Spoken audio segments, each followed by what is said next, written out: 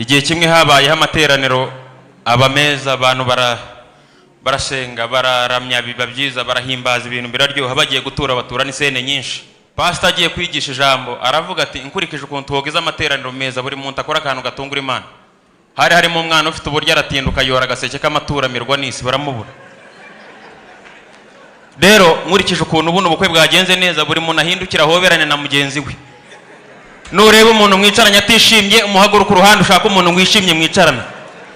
Ubugome bwashize mu gihugu inkotanyi z'amarere zunamuye u Rwanda mwokagira karebamo.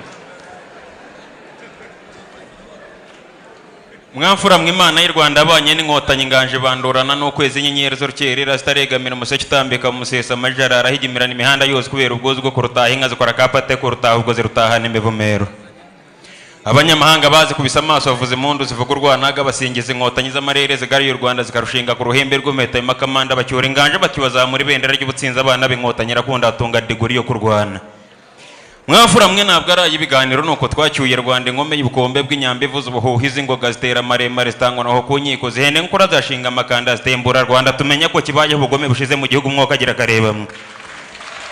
Inkotanyi z'amarere zibyambariye umudende ku isi hose biramenyekana inyambo zirapfukama zibyara imivanda zirara mu mirambizo y'igihugu zihogera nazikuritse ubuhunzi n'ingoma y'ituguvo buratandukana. Mororo zica zumva nabi zahuje ingendo y'inyambo zikora akantu zipinga nariko zigiza nkanatsiburana ngo murindi wazo uvuza ubuhuha amanywa arakamba bitozi kamba zikora kapate kurutaha ubwo zirutaga ku nkuna gacucu byakoze icyo bita map kuzuba.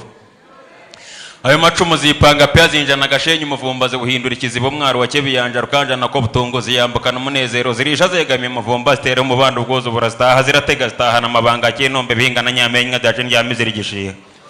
Maze ubwo nyamenge zirayifunza ziridima zikora boda ziteza jyamu zikora akantu setukana amabanga shiro nagasinga kabare zihaca amatongo zonamutse barijana mu busana maronge bacanira nyambo zitahana imivumero.